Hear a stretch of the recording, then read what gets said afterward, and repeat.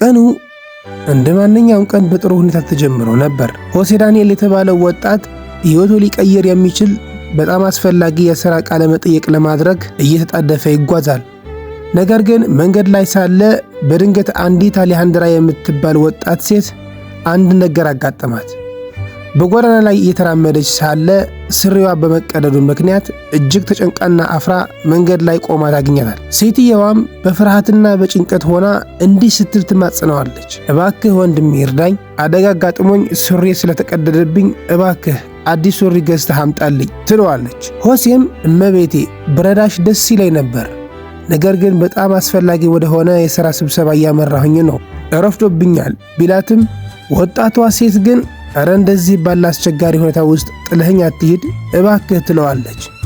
ሆሴ የሰዓቱ መርፈድ ቢያስጨንቀውም የሰውን ችግር አይቶ ማለፍ ስላልቻለ አዲስ ሱሪ ለመግዛት ይስማማል። ሆሴ እሺ የልብስ መጠንሽ ስንት ነው ብሎ ይጠይቃታል። እሷም 32 ቁጥር እንደሆነ ትነግረውና እባክሽ ይህንን ቦርሳዬን ጠብቂልኝ ያመጣልሻለሁ፣ ደሞ አይዞሽ አታስቢ አሁን እመለሳለሁ ብሏት ይሄዳል።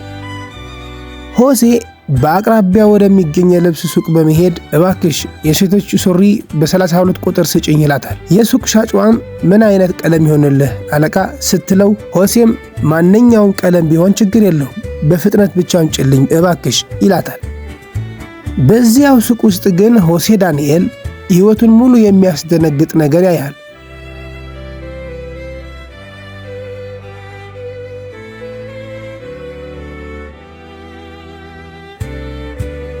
ባለቤቱ ዳማሪስ ከሌላ እንግዳ ወንድ ጋር ሆና አዲስ ቀሚስ ስትገዛ ያገኛታል። እሷም ከወንዱ ጋር በፍቅር ፈገግታ ስትነጋገር ሰማና ሆሴ አጠገባቸው ይደርሳል። ዳማሪስም ይህ ቀሚስ እንዴት ነው ያምራል ወይስ አያምርም እያለች ሳለ ሆሴም ተቀበለና በጣም ያምራል፣ ለመሆን ግን አንቺ እዚህ ምን ታደርጊያለሽ ብሎ ይጠይቃታል። ዳማሪስም ሆሴ አንተ እዚህ ምን ታደርጋለህ? በቃ አዲስ ቀሚስ እየገዛሁኝ ነው፣ ይህ ደግሞ ጓደኛዬ ፖል ባስታዲስ ይባላል ትለዋለች። ሆሴም አንቺ አሁን በሥራ ቦታሽ መሆን አልነበረብሽም እንዴ ብሎ ይጠይቃታል። ዳማሪስም አዎ ነበርኩ፣ ነገር ግን ለትንሽ ጊዜ ፈቃድ ጠይቄ ወጥቼ ነው። ደግሞ እንደዚህ አትይኝ፣ ደስ የማይል ስሜት ይሰማኛል። አንተስ ብትሆን የሴት ሱሪ የምትገዛው ለማን ነው? ለመሆኑ የሥራ ቃለ መጠየቅህስ ምን ሆነ ብላ ትጠይቀዋለች። ሆሴም እየተቆጣ የሴት ሱሪ የምገዛው ሰውን ለመርዳት ነው፣ ወደ ቤት ስመለስ ግን እንነጋገራለን ብሏት በፍጥነት ሱሪን ገዝቶ ይወጣል። በዚህ መሃል በሌላ በኩል የስልክ ጥሪ ተደውሎባት የድርጅቱ ባለቤት አሌሃንድራ ከረዳቷ ከእስቲፋንያ ጋር በስልክ ስትነጋገር እናያለን።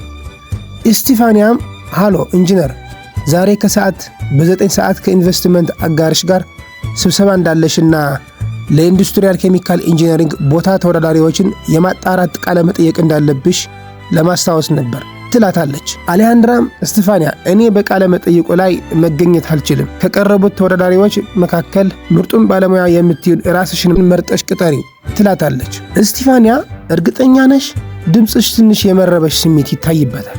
የሆነ ነገር ሆነሻል እንዴ ስትላት አሌሃንድራም በመንገድ ላይ ሲያለው በድንገት ሱሪን ተቀደደብኝና እንዳታስቢ ግን አንቺ ብቻ የተሻለ ችሎታ ያለውን ሰው መርጠሽ ቅጠሪ፣ ምርቶቻችን በቶሎ ኤክስፖርት ማድረግ አለብን አለቻትና በመሃል ያ ልብስ እንዲገዛላት የጠየቀችውን ልጅ ሆሴ የተገዛውን ሱሪ ይዞ ወደ ወጣቷ ይመለሳል። ወጣቷም ከዛፍ ጀርባ ተሸሽጋ ልብሷን እንድትቀይር ጥበቃ እንዲቆምላት ትጠይቀዋለች። እባክህ እዚያ ዛፍ ጀርባ ልብሴን ሲቀይር ሰው እንዳይመጣ ጥበቃ ቆምልኝ አለችው። ሆሴም እኔ እንዲህ ማድረግ አልችልም፣ እባክሽ ቀጠሮ ስላለኝ አሁኑኑ መሄድ አለብኝ ቢላትም አሌሃንድራ ግን እባክህ ክፍያ እከፍልሃለሁ እባክህ እርዳኝ ስትለው ሆሴም በገንዘብ ምክንያት አይደለም፣ እውነት ለመናገር ለእኔ በጣም አስፈላጊ ወደሆነ ስብሰባ ረፍዶብኛል፣ እሺ በፍጥነት ቀይረሽ ነይ እባክሽ፣ እኔ ጥበቃ እቆምልሻለሁ አላት። ወጣቷ ሴት አሌሃንድራም ልብሷን ቀይራ ከወጣች በኋላ ሆሴንን ታመሰግነዋለች።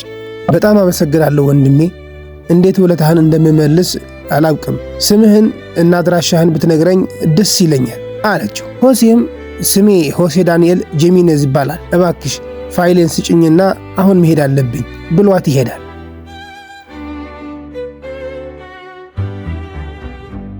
በዚህ ሰዓት በቢሮው ውስጥ ፖል የተባለው ወጣት ከእስጢፋንያ ጋር እየተነጋገረ እናያለን።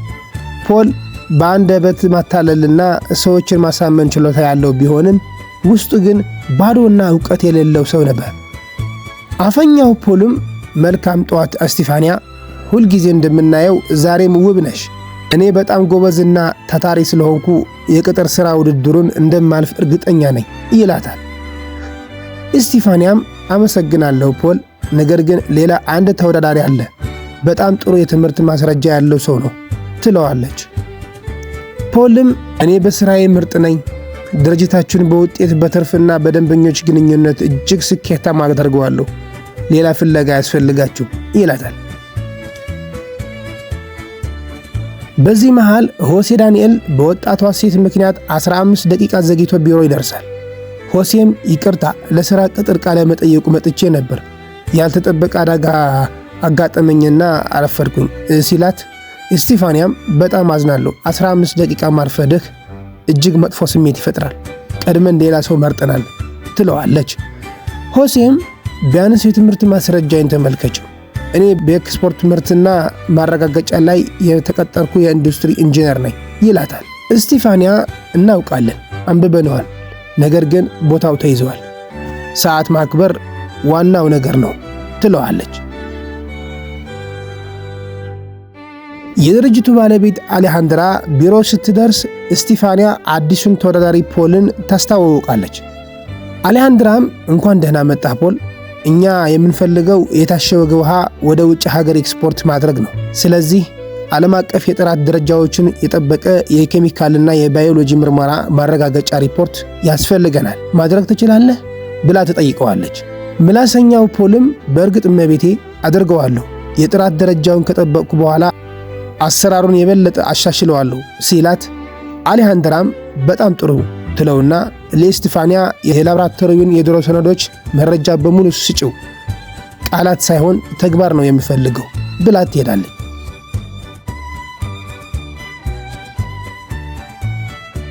ወደ ቤቱ የተመለሰው ሆሴ ዳንኤል በሕይወቱ ሙሉ ከተመታባቸው ምቶች ሁሉ የከፋው ነገር ገጠመው። ሥራ ማጣቱ ሳያንስ ባለቤቱ ዳማሪስ ዕቃዎቿን ሰብስባ ልትተው ስትዘጋጅ ያገኛታል። ሆሴም ለዳማሪስ ሥራ ስላላገኘሁና ገንዘብ ስላጣሁ ነው ጥለሽኝ የምትሄጂው ሲላት፣ ዳማሪስም ሆሴ እኔ አንተን መውደድ አቁሜያለሁ፣ ከአንተ ጋር መቀጠል አልፈልግም ትለዋለች። ሆሴም ከመቼ ጀምሮ ነው እኔን መውደድ ያቆምሽው?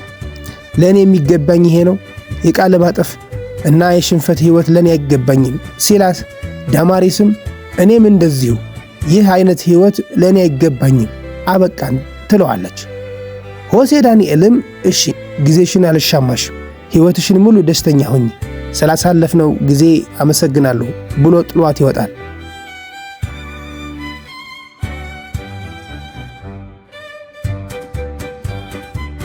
በነገው ዕለት ሆሴ ተስፋ ቆርጦ መንገድ ላይ እየተራመደ ሳለ ትላንትና የረዳት ወጣት ሴት አሌሃንድራ እንደገና ታገኘዋለች። አሌሃንድራም ሄይ ወጣቱ፣ አንተ ስፈልግህ ነበር፣ ሳይህ ግን ጥሩ ስሜት ላይ እያለህ አትመስልም፣ የሁከት አውሎ ነፋስ እያሳለፍክ ነው የምትመስለው ስትለው፣ ሆሴም አዎ በሕይወቴ ትልቁን አውሎ ነፋስ እያሳለፍኩ ነው ይላታል። አሌሃንድራም በምን ልረዳህ እችላለሁ? ያደረክልኝን በጎነት ልመልስልህ እፈልጋለሁ። ወደ ሞይክ ኤክስፖርታይሲዮንስ ድርጅት ሂድና ጸሐፊውን አናግራት፣ ሥራ ትሰጥሃለች ትለዋለች። ሆሴ ዳንኤልም በእውነት በጣም አመሰግናለሁ ይላታል።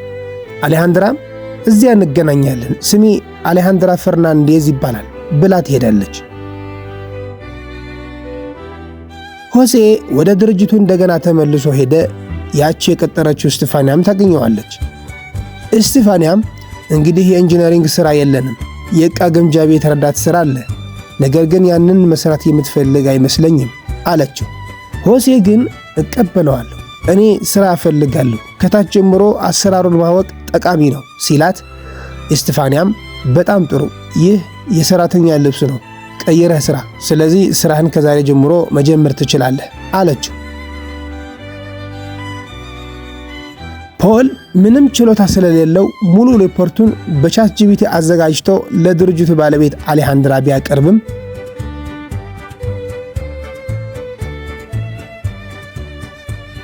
አሌሃንድራ ግን ይህ ሪፖርት እኛ የምንፈልገውን የውሃ ኤክስፖርት ሳይሆን ስለሌላ መጠጥ አይነት የሚያወራ ነው፣ ይህንን ሪፖርት ያዘጋጀው አንተ ነህ ወይስ ቻትጂፒቲ ብላ ትጠይቀዋለች። ፖልም ይቅርታን በቤቴ እኔ ነኝ ያዘጋጀው፣ ነገር ግን በኮምፒውተሩ ፕሪንተር ስህተት ምክንያት ተቀላቅሎ የተጻፈ ይመስላል አላት። ያጭበርባሪ።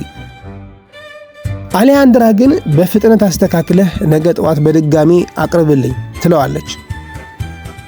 አሌሃንድራ አጠራጣሪ ነገር ስለታያት ለኢስቲፋንያ ደውላ ያንን ረፍዶበት የመጣው ሁለተኛ ተወዳዳሪ ደውለሽ ንገሪው ለሙከራ እንዲመጣ እንፈልገዋለን ትላታለች። ኢስቲፋንያም እሺ መቤቴ አለች። ዳማሪስ ወዲያው ለፖል ደውላ ከሆሴ ጋር መለያየቷንና አብረው ለመኖር ወደ እሱ ቤት መምጣት እንደምትፈልግ ትነግረዋለች። ፖልም በአዲሱ ደሞዙ ሁሉንም ነገር እንደሚያሟላላት ቃል ይገባላታል። በመቀጠል ፖል በዕቃ ግምጃ ቤት ውስጥ ሆሴን ያገኘዋል። ፖል ማለት ያ ሱቅ ውስጥ ለሆሴ ሚስት ቀሚስ ሲገዛላት የነበረ ሰው ነው። አይ ሴቶች በጆሮአቸው ነው የሚያስቡት የሚባለው እኮ ለዚህ ነው። ተበላች። በቃ እንቀጥል እስኪ።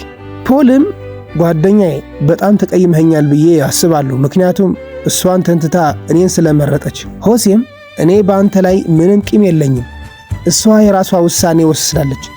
ደስተኛ ከሆነች እኔ ደስተኛ ነኝ፣ ነገር ግን እኔና አንተ ጓደኛሞች አይደለንም፣ መቼም ልንሆንም አንችልም አለው።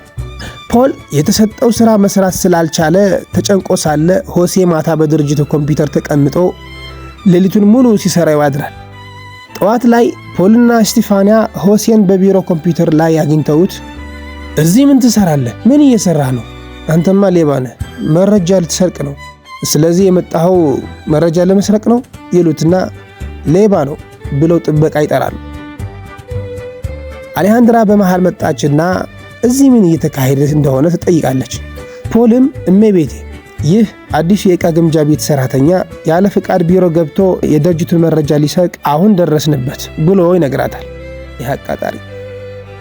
ሆሴም እኔ ሌባ አይደለሁም እመቤቴ፣ እኔ ለምርቶችሽ ኤክስፖርት የሚሆኑ ትክክለኛውን የኢንጂነሪንግ ሪፖርት ላዘጋጀልሽ ብዬ ነው ሌሊቱን እየሰራሁ ያደርኩት። እኔ በኤክስፖርትና ጥራት ማረጋገጫ የተመረቅኩ የኢንዱስትሪ ኢንጂነር ነኝ። ካላመንሽኝ ለኢስቲፋንያ ጠይቃት አላት። አሌሃንድራም ለኢስቲፋንያ ይህ እውነት ነው? እባክሽ እንዳትዋሽኝ አለቻት። ኢስቲፋንያም አዎ እመቤቴ፣ እሱ ሁለተኛው ተወዳዳሪ ነበር፣ ነገር ግን ረፍዶበት ስለመጣ አልቀጠርኩትም በማለት ትመልስለታለች። አሌሃንድራም ያዘጋጀውን የጥራትና የኤክስፖርት ሪፖርት ጠይቀውና ሆሴም ያዘጋጀውን የጥራትና ኤክስፖርት ሪፖርት ለአሌሃንድራ ያቀርብላታል። አሌሃንድራም ሪፖርቱን አይታ እጅግ ትደመማለች።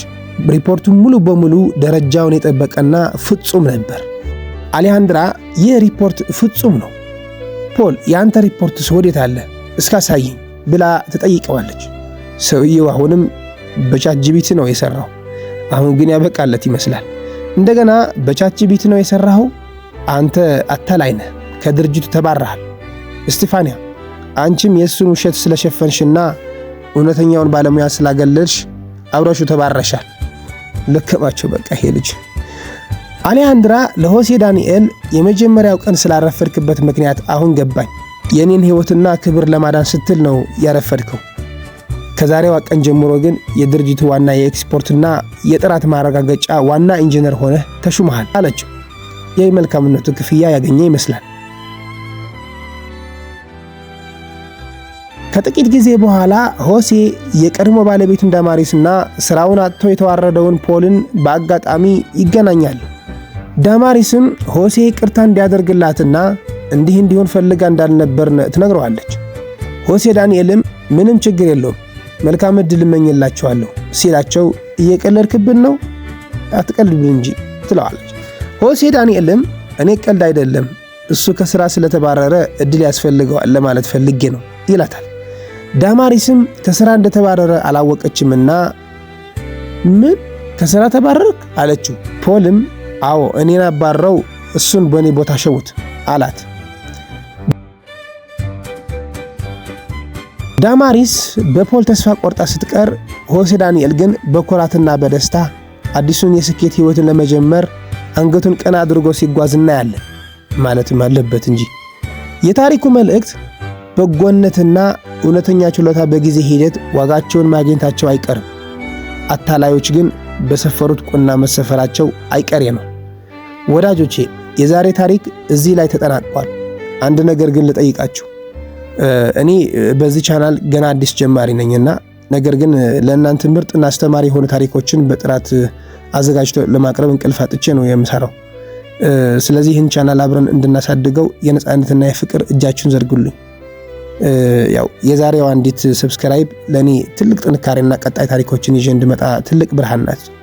ቪዲዮውን ላይክ እና ሼር በማድረግ እንዲሁም ለሌሎች እንዲደርስ አግዙኝ። ስለዚህ አዲስ ታሪክ እንዲያመልጣችሁ ደወሏንም ጫን ማድረጋችሁ አትርሱ። ስለምትደግፉኝ ከልብ አመሰግናለሁ። ሰላም ሁኑ።